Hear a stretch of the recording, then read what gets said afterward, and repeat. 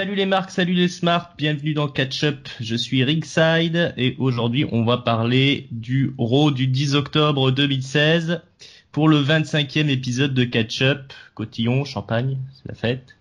Avec moi pour m'accompagner le fondateur, le créateur, Hank.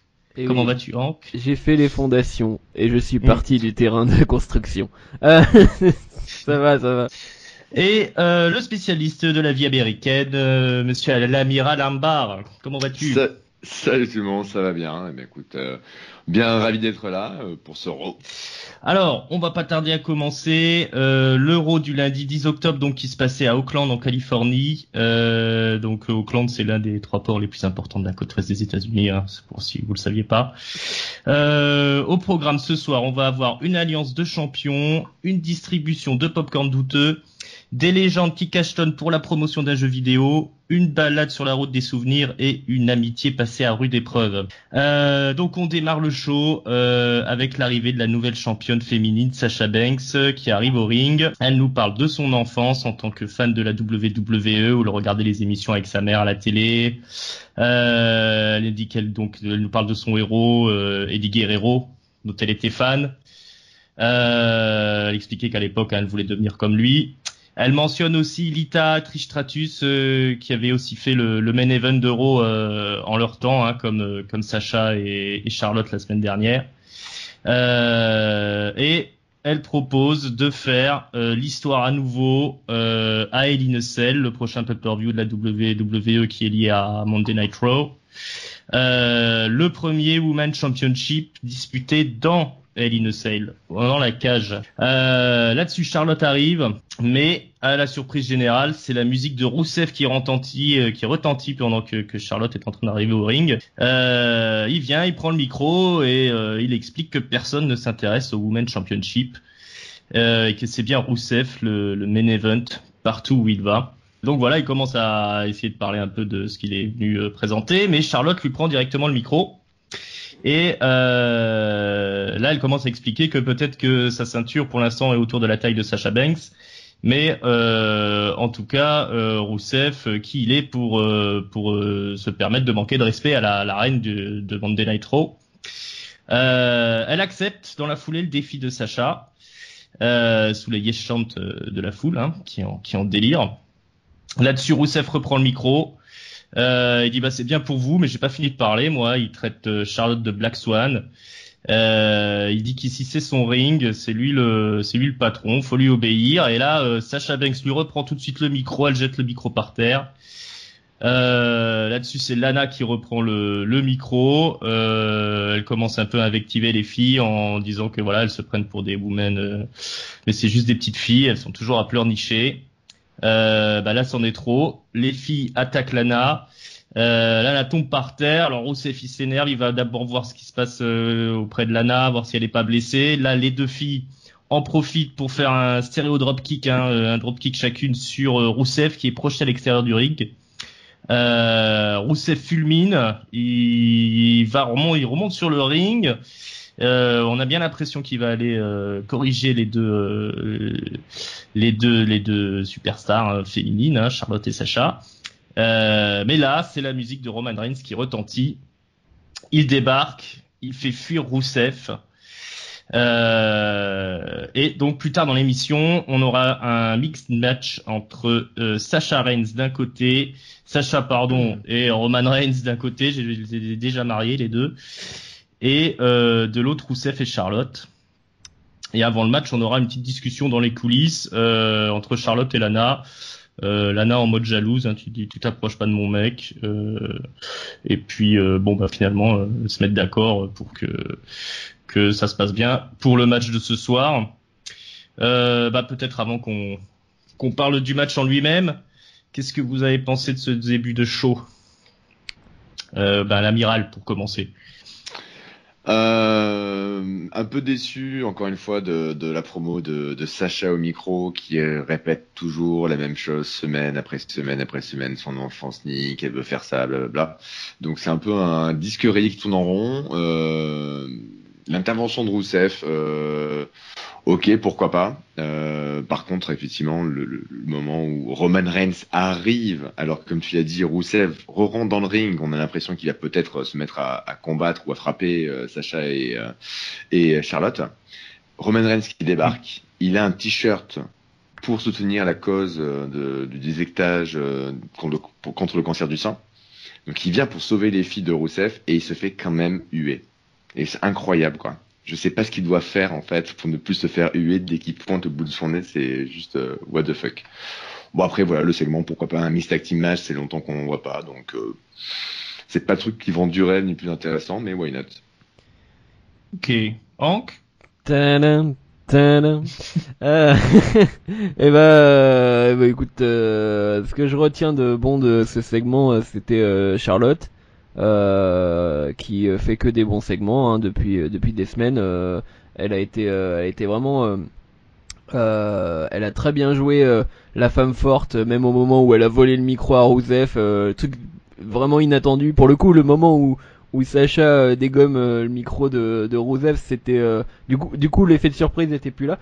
Mais donc voilà, Banks c'est une catastrophe au micro.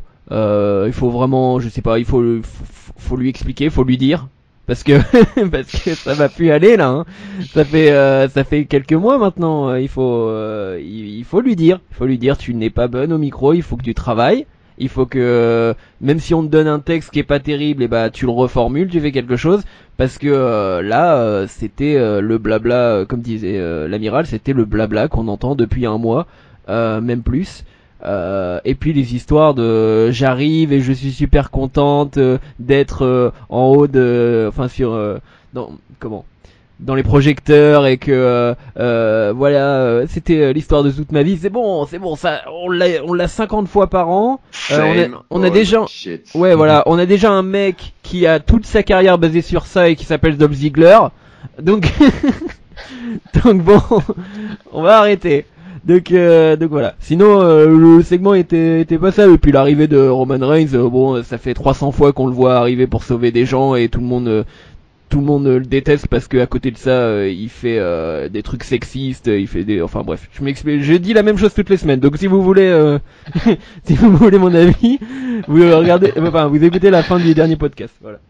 Faudrait faire un remix de YouTube de tous les arguments anti-Roman Reigns en boucle, ça serait génial. Et pourtant, il est très bon dans le ring. Voilà. Oui, mais bon, mais voilà, comme je le disais l'autre jour, il pourrait démanteler lui tout seul Daesh et réduire la faim dans le monde. Eh ben, il se ferait quand même huer, quoi. Il est fini, il faut qu'ils intègrent ça dans son gimmick, quoi. Faut en faire une force. Je sais pas, quoi, c'est...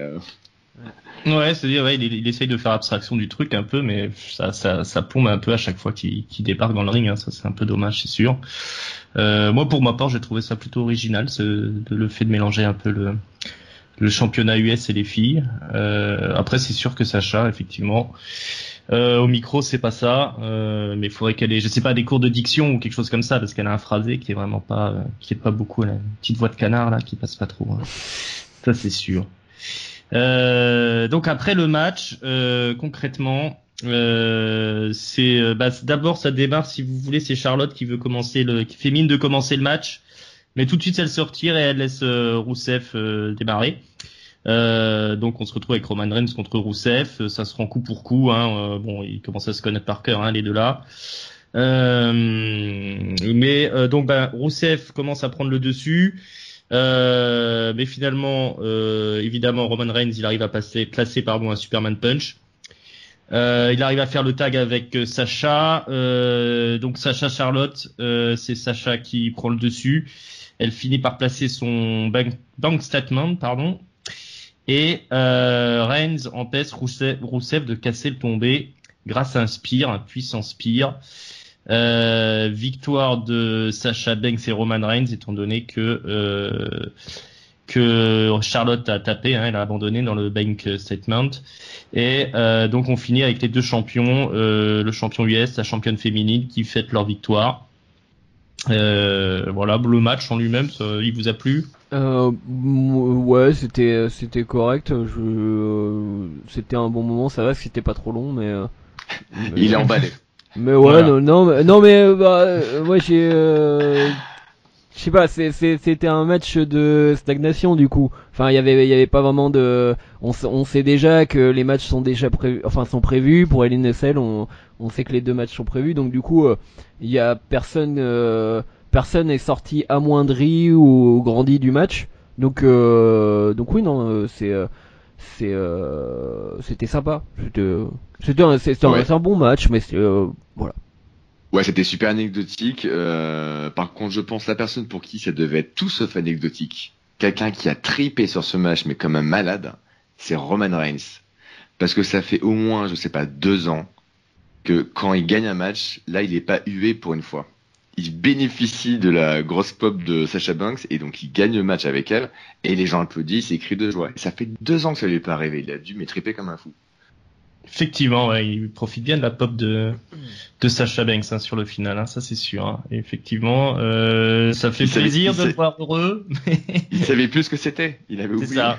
Et d'ailleurs, les deux étaient ridicules quand ils fêtaient leur victoire un petit peu, hein, faire des signes un peu péraves comme ça. Voilà, bon, bah c'était quand même un auteur sympa, on va dire. On est méchant quand même.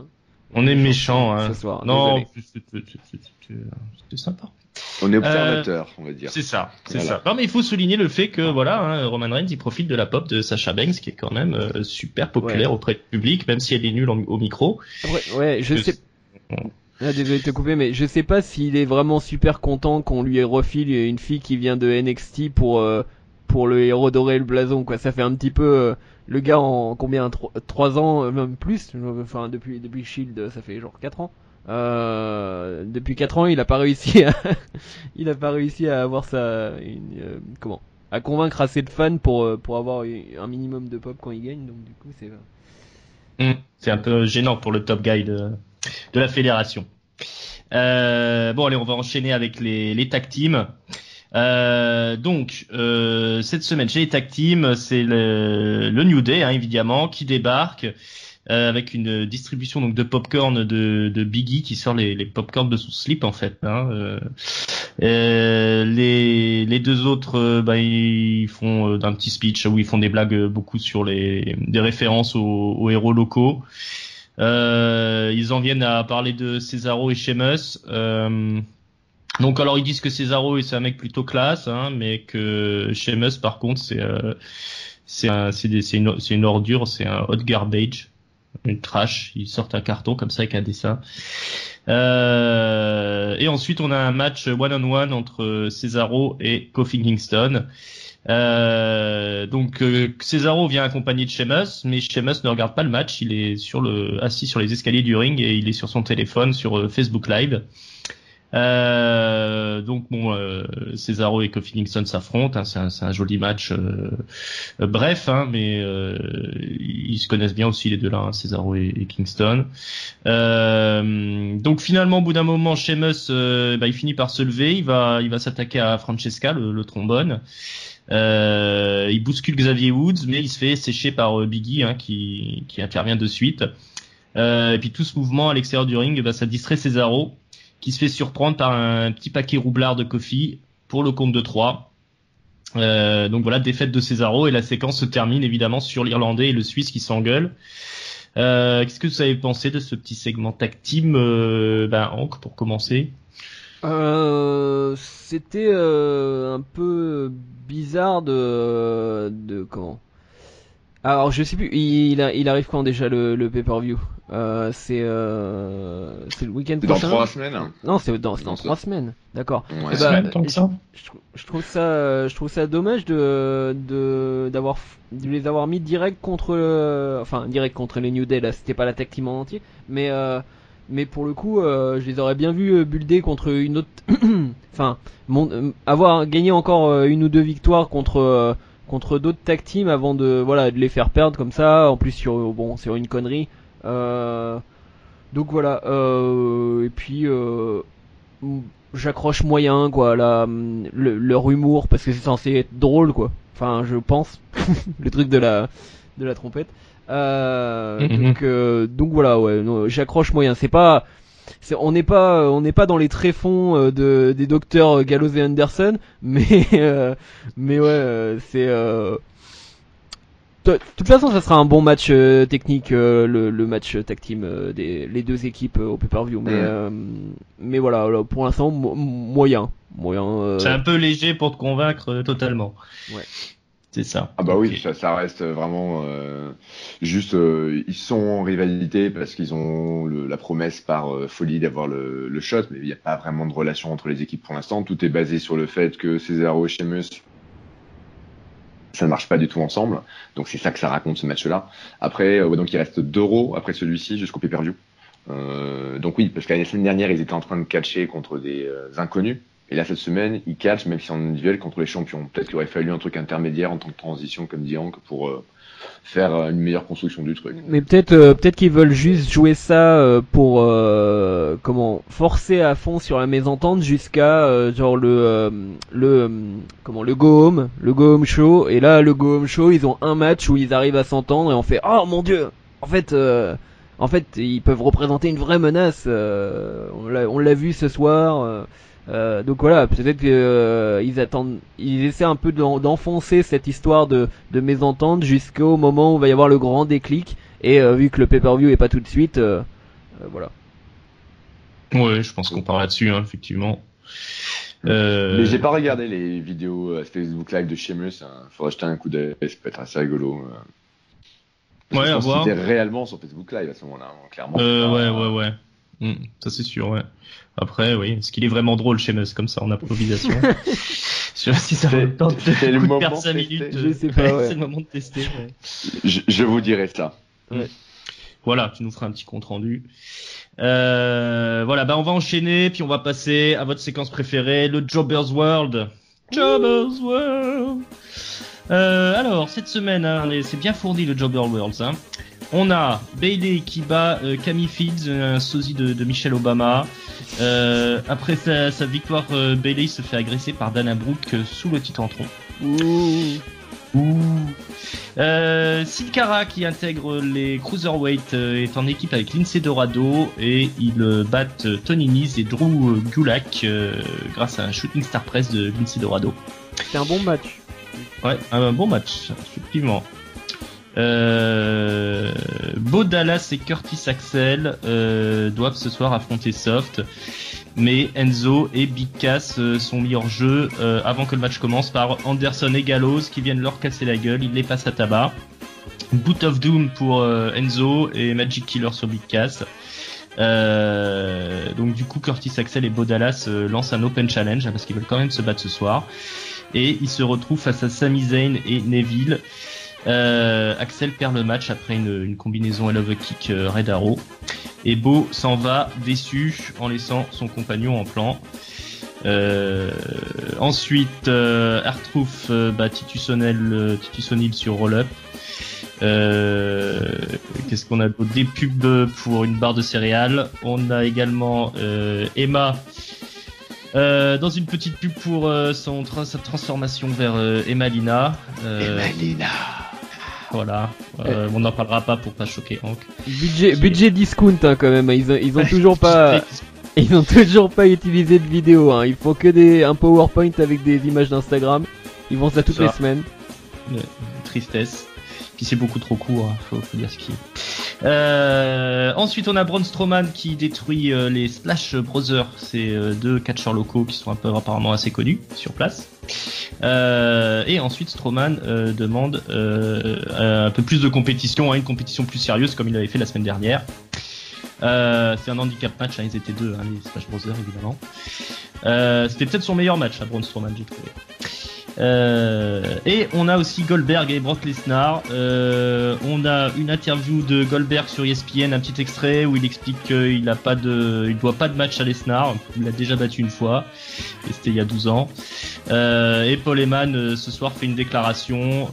Mais bon, grosso modo, c'est une pub pour le jeu 2K17, là, un WWE 2K17 qui sort là dans la semaine. Il montre quelques images du jeu et après il lance clairement un challenge à Goldberg de la part de Brock Lesnar. Voilà, s'il a les couilles Goldberg, il répondra. Bon, j'ai mis ça dans le Jobber's World, mais peut-être vous voulez réagir un petit peu sur ce Brock Lesnar Goldberg ou Ça Bah va. ouais, t'es un super punk quoi, tant que tu mets Heyman, Lesnar et Goldberg dans le jeu Buzzword. Non mais le mec. On s'en fout, ils ont fait ça il y a 12 ans, c'était nul, Ouais. ils vont le refaire, ce sera nul. Goldberg, il a 60 ans là. J'ai pas vraiment envie de voir ça, moi. Qu'est-ce que...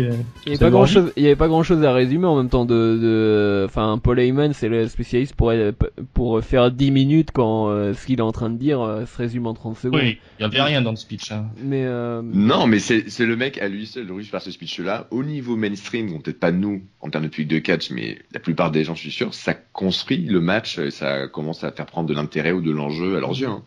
Il est très fort pour ça. Nous, on est moins sensibles parce qu'on est plus dans l'analyse ou on regarde notre niveau, mais je pense que le grand public, il commence à se dire, ah ouais, ça peut être cool si on voit Lesnar contre Goldberg. Hein. ouais, C'est pas faux. Moi, je suivais pas le catch à l'époque de Goldberg, donc je n'ai vu que quelques vidéos ou plutôt extraits de matchs. Je suis pas forcément un gros fan des big guys, donc pourquoi pas, mais c'est pas ça qui me fait réveiller la nuit. J'ai pas forcément envie de. Mince, nous ne saurons toujours pas ce qui fait réveiller Hank la nuit, suite au prochain numéro. Font un peu mieux que Goldberg contre Brock Lesnar. Ouais, bon, de toute façon, ça, on aura l'occasion d'en reparler. Hein. Je pense qu'ils vont revenir dessus. En tout cas, le défi est lancé. Au moins, on a confirmation. Non, mais on a confirmation que Goldberg sera à WrestleMania. Enfin, pas à WrestleMania.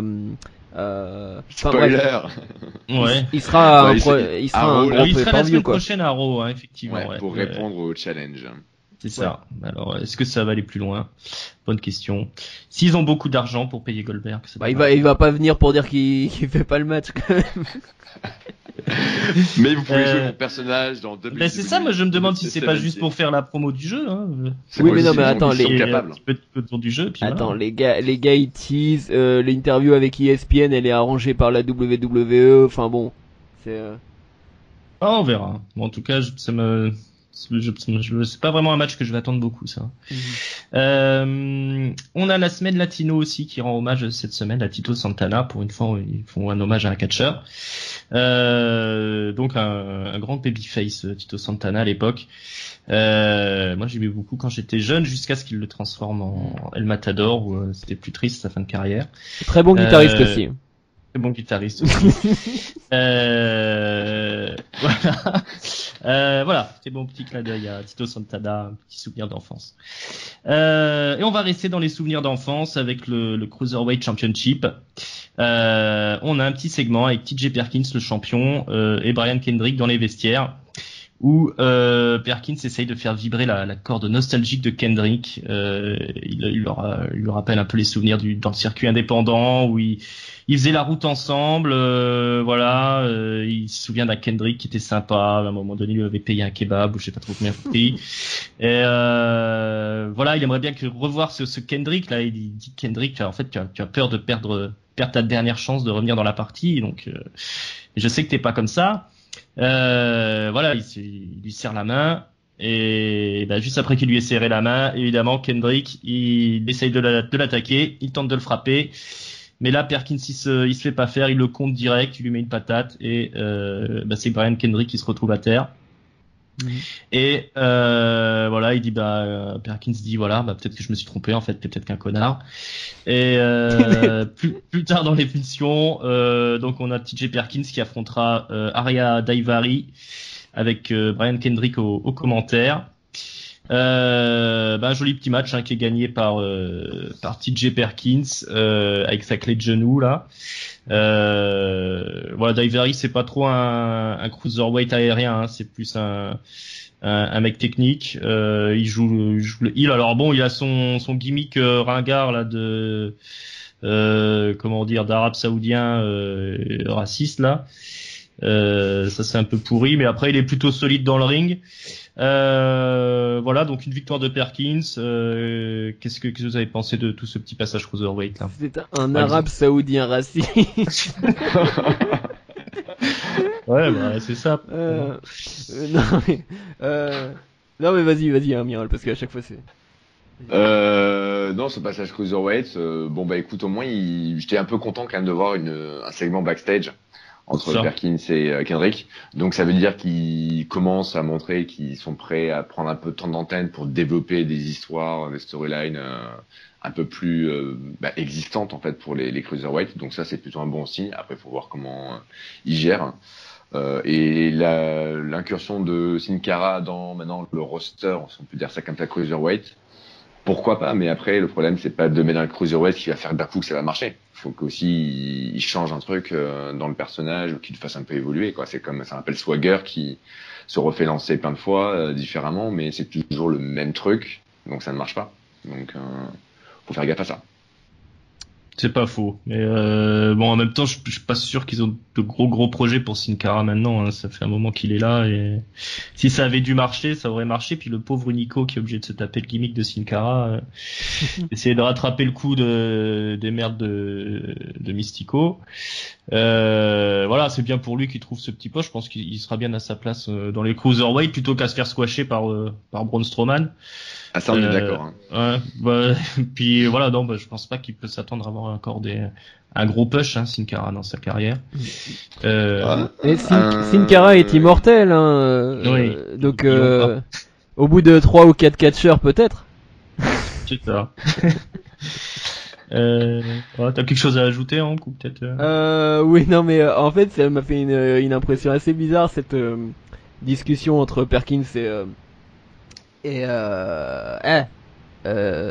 putain, je sais plus son nom maintenant. Kendrick, j'ai failli dire, ouais, Hendrick. C'est que en fait, ça commençait pas mal parce que je me suis dit, pour une fois, ils vont avoir une vraie discussion, ça va pas être une interview qui dure 30 secondes. Mais en fait ça s'est terminé tellement, c'est pour ça que je rigolais tout à l'heure, ça s'est tellement terminé en soap opéra genre, où il le pousse par terre. Enfin, donc du coup DJ Perkins, l'autre il essaie de l'attaquer, c'est super rageux, et donc Perkins le pousse par terre, et après il le regarde avec des yeux tristes, il fait je pensais que t'avais changé.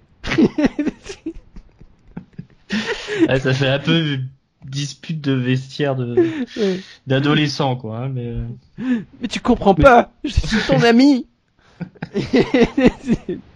C'est Hartley cœur à vif. C'est ça, ouais. Là, il a Cruiserweight. Je suis pas contre, c'est un style différent, quoi. Je suis pas contre. Au moins, il travaille un peu les cruiserweights, donc c'est plutôt sympa. Puis d'avoir Kendrick au commentaire aussi, ça prouve qu'il porte un intérêt quand même au cruiserweight, donc c'est plutôt sympa, plutôt qu'il laisse ça dépérir, quoi. Voilà. Autre chose à ajouter? On a fait le tour là-dessus. Bah, il est bon au commentaire. Enfin, c'était pas mal.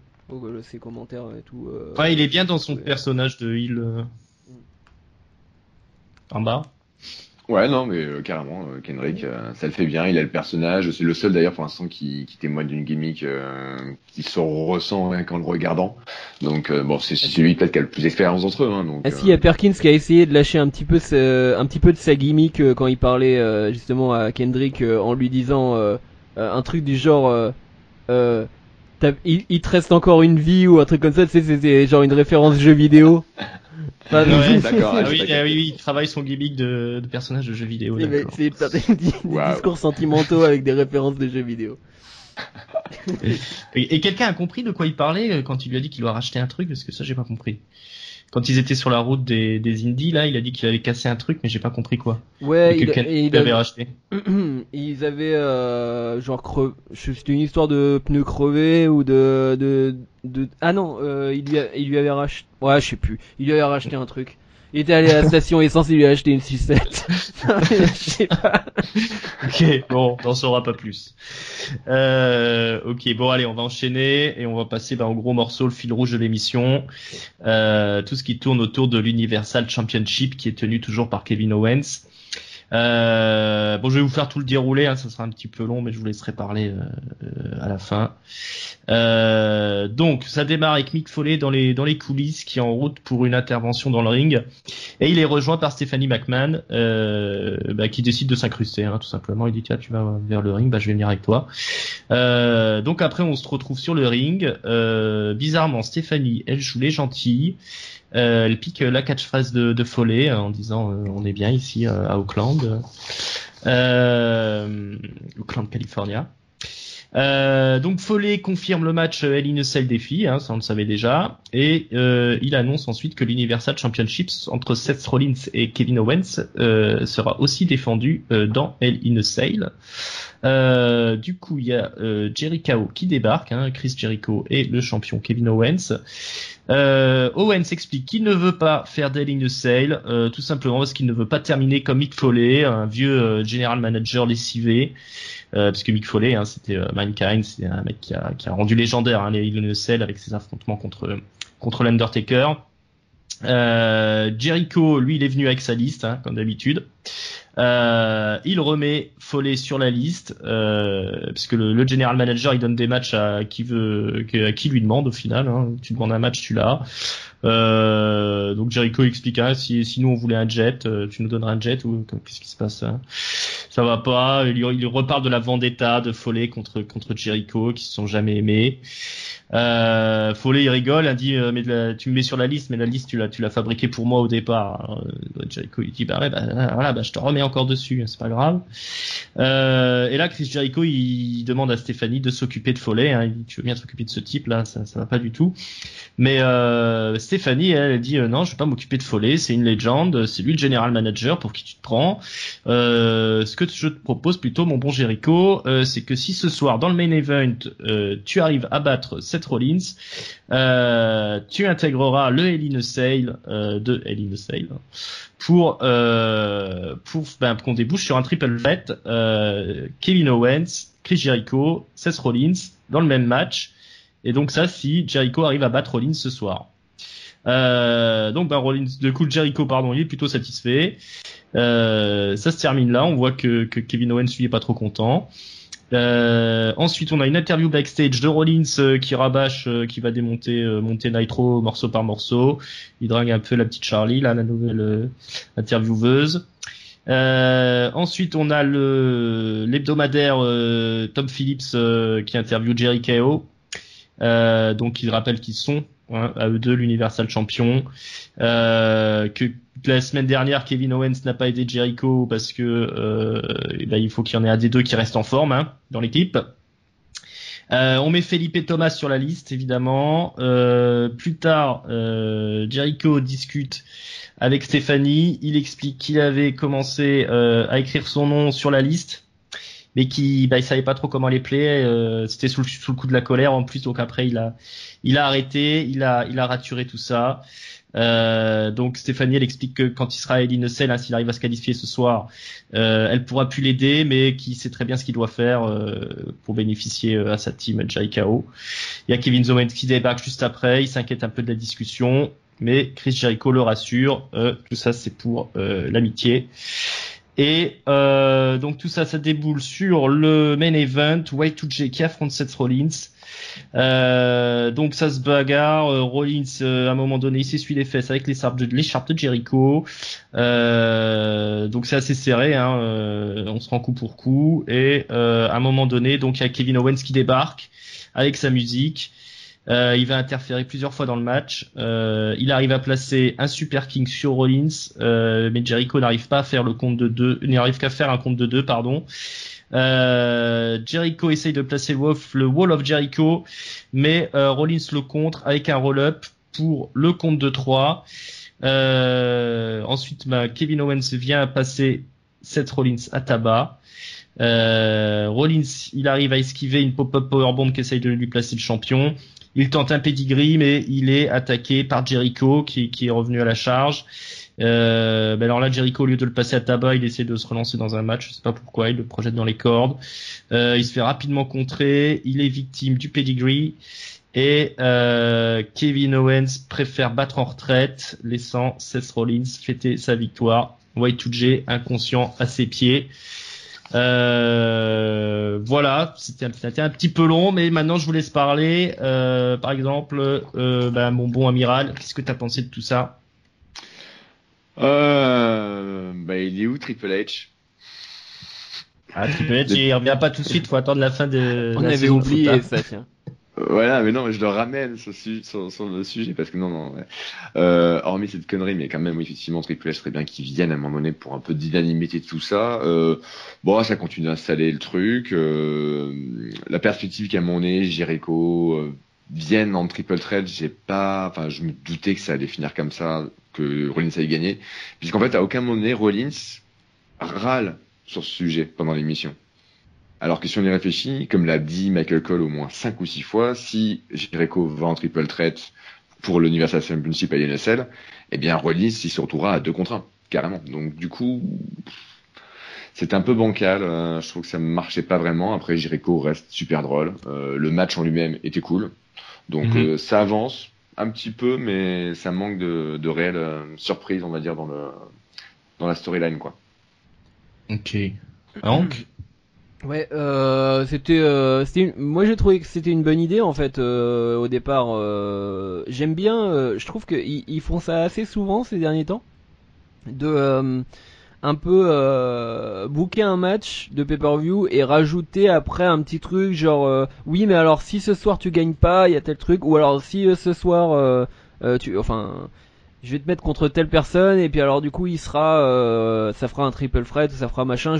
Il me semble qu'on a déjà eu le même truc il y a pas très longtemps avec les filles, avec Dana Brooke. C'est ça. Je trouve que c'est pas mal comme mécanique parce que ça donne quand même de l'intérêt au match, même si bon on est sûr à 99% que Rollins gagne, mais voilà. Après c'est presque je sais pas si ils s'en sont pas rendus compte pour Rollins du coup qu'ils ont un peu laissé comme ça sans réaction à, à cette stipulation. Mais il jouait clairement sur la rivalité, sur la tension entre Jericho et Owens, Et Owens. un peu builder. J'arrête pas de dire builder en ce moment. Un peu construire ce moment où va y avoir un des deux qui va trahir l'autre, sûrement Jericho. Donc voilà. Le match en lui-même, ouais, il était cool. Moi, j'espère vraiment que ça va revenir avec ces pay-per-view, mais Seth Rollins, je sais pas, il lui manque quelque chose en ce moment.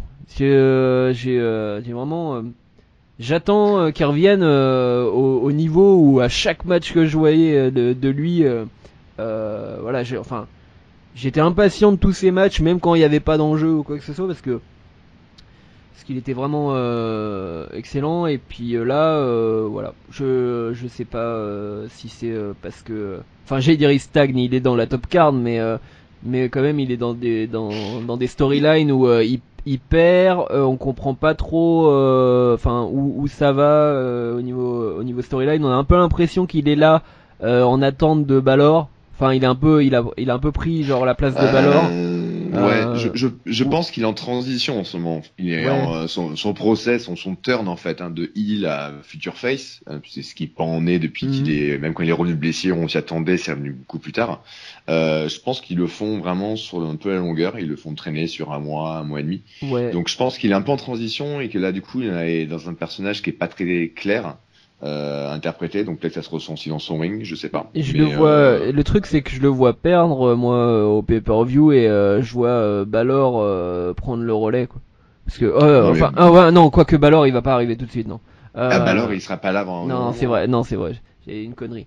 Mais il y a encore 6 mois, un truc comme ça, je crois. Donc mais vu qu'au moment où Balor reviendra et Rollins sera face, ce sera pas contre lui du coup. Donc je sais pas. Je sais pas s'ils lui ont promis en fait un rematch Balor d'ailleurs, je sais plus. Mais donc ouais, la storyline.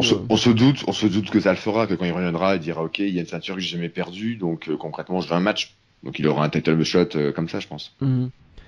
Mais donc ouais, l'idée de base était bien. Par contre, Stéphanie qui fait la face, qui défend Mick Foley à Donf alors qu'elle le pourrissait comme pas possible la semaine dernière. Enfin bon, c'est elle est écrite.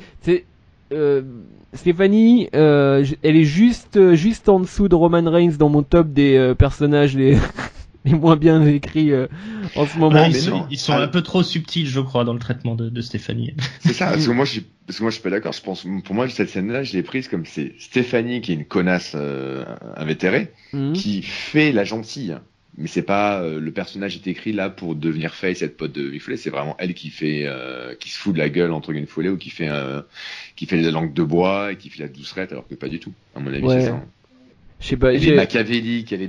Oui, non, mais tout le temps, donc. Ouais, mais c'est un peu un prétexte.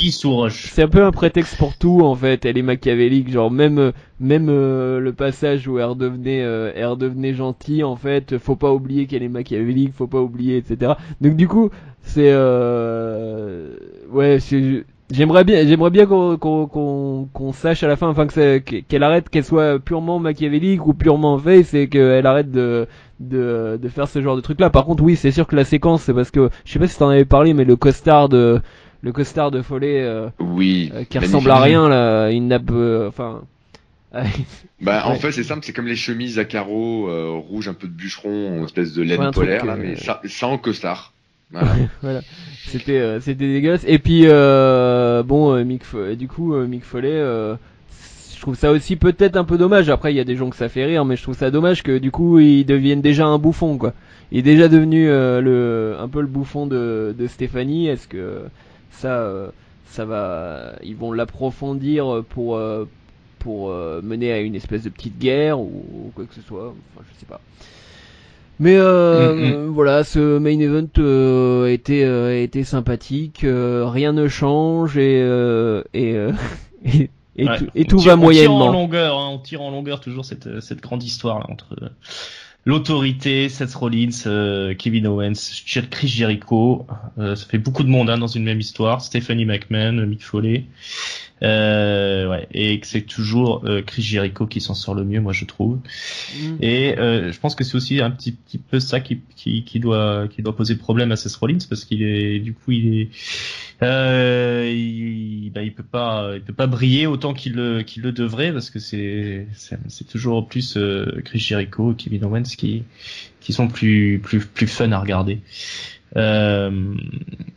Voilà, bah écoutez, on va, à moins que vous ayez encore peut-être quelque chose à dire, mais je pense qu'on va passer au mot de la fin, parce qu'il est déjà moi, tard. Ça va. Ouais, juste le dernier truc, c'est sur Rollins, justement, en fait, on a l'impression que depuis qu'il est face, en fait, on lui a un peu coupé le sifflet, quoi. Quand il était heel, il faisait des speeches, des très bons speeches généralement, sauf avec Balor, hein, sauf la rivalité avec Balor que j'ai pas aimé. Mais voilà, et maintenant on lui a un peu coupé le sifflet, donc du coup, il disparaît un petit peu. J'ai l'impression que c'est le mec le plus effacé de la. C'est ça. Mais surtout, ils le mettent souvent à parler tout seul, ou alors juste interviewé par quelqu'un au micro. C'est pas là qu'il est le meilleur. Il est toujours plus percutant, je trouve, quand il fait des speeches en face à face. Mais ça, bon, après, c'est quand t'es face, hein, t'as pas forcément les textes les plus intéressants, quoi, sauf si c'est John Cena, quoi. Ouais, puis c'est tel, ça, voilà. Loyalty, respect, t'en fais des t-shirts, tu gagnes plein d'argent. C'est clair que c'est très différent de passer un heel, en plus vachement exposé comme ça, à un face. Je pense qu'il faut qu'il trouve ses marques, quoi. Comme on disait, il est en transition, donc là, il est un peu, ouais, puis j'ai jamais vu un face turn aussi long, quoi. C'est quand même super casse-gueule, hein, leur histoire, mais bon.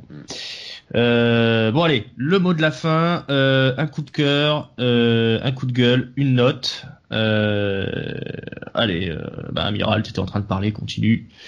Coup de gueule, je commence par ça. Le match de Bayley de ce soir, c'était une catastrophe, je trouvais. C'est vrai. Ah ouais, le match de Bayley contre Camille Fields là, c'était n'importe quoi. Bayley en plus, elle est de Californie, donc c'est encore un peu homecoming. Elle est toujours avec beaucoup de fans là-bas. Et ils lui font combattre ces nanas qui n'est pas dans le roster. Et ça marche pas, quoi. Enfin, il n'y avait pas eu de gros énormes butch, mais juste il n'y avait aucune alchimie, c'était pas dynamique. Et elle était pas très douée, la pauvre. Ah non. Bah, ils n'avaient pas eu le temps de s'entraîner, j'imagine, de répéter vraiment le match. Pas la même connaissance de l'autre, j'imagine, mais au final, je trouve ça vraiment dommage de donner ça à Bayley. Il y a bien mieux à faire. Qu'est-ce qu'elle fait, Nia Jax? On la voit pas depuis 2 semaines. Il y a Bayley, Nia Jax. Est-ce que elle va passer par Dana Brooke, visiblement. Voilà. Mais est-ce que ça sera beaucoup mieux? Je sais pas. Ok. Non, je ne pense pas. Le coup de cœur, le duo, surtout Jericho, mais aussi avec Kevin Owens, je trouve que ça marche très bien. J'ai bien aimé le fait qu'il fasse une interview avec Tom Phillips, puisque généralement Tom Phillips c'est un des intervieweurs, un des commentateurs qui commente NXT et qui fait beaucoup d'interviews backstage pour le network ou pour le site www.com. Et beaucoup, une fois, il va interviewer les gens avant les matchs, après les matchs. Il y a toute une série sur lui et Kevin Owens que vous pouvez trouver sur Internet, sur YouTube, des compiles. Et c'est juste à se pisser dessus.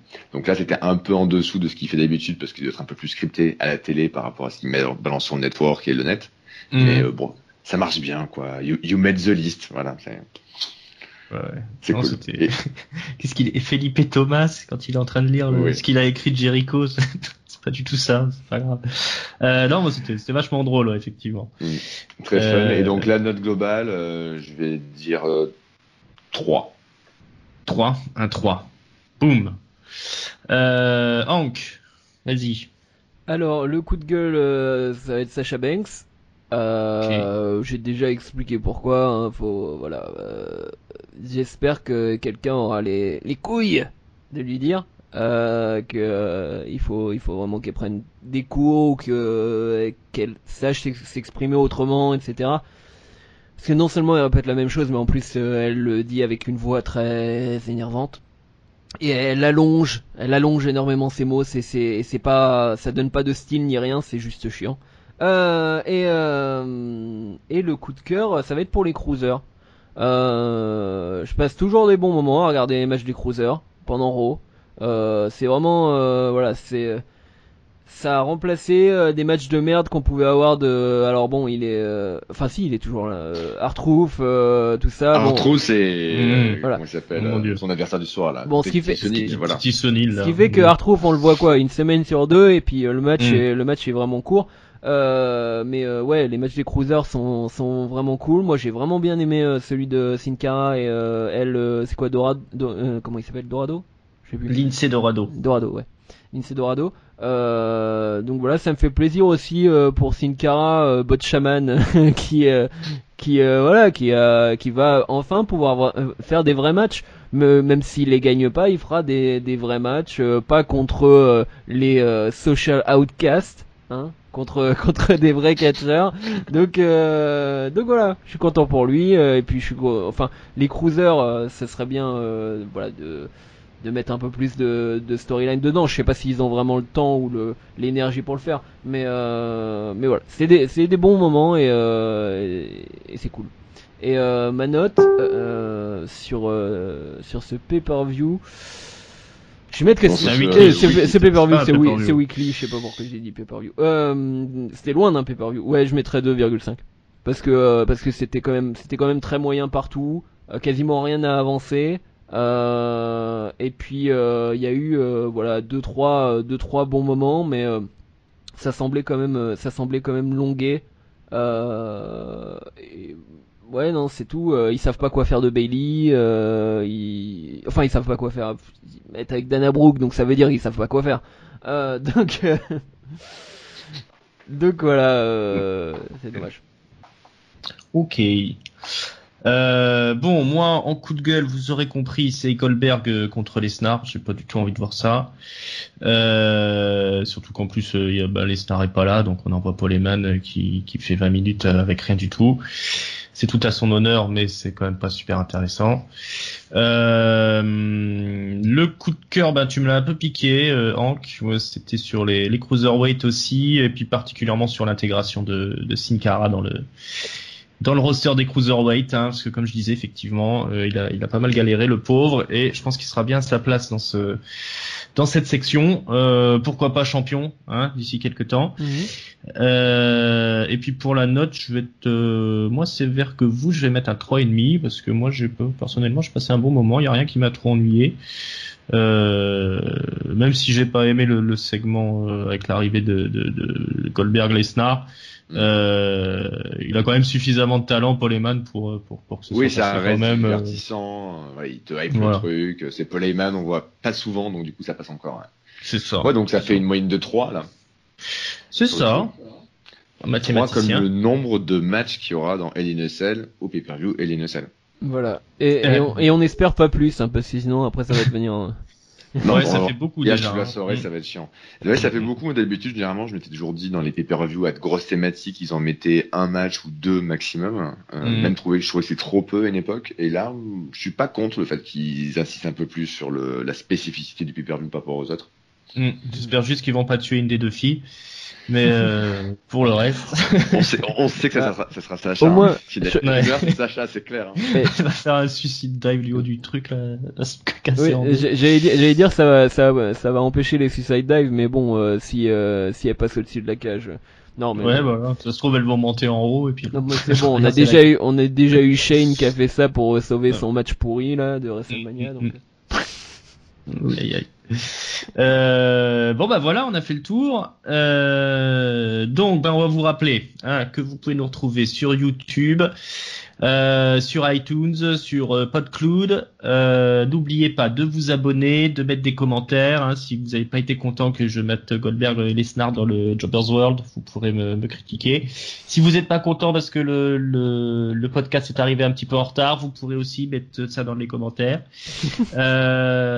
Si vous aimez aussi, hein. Si vous aimez aussi, vous pouvez, mais visiblement quand ils aiment, ils en parlent pas trop.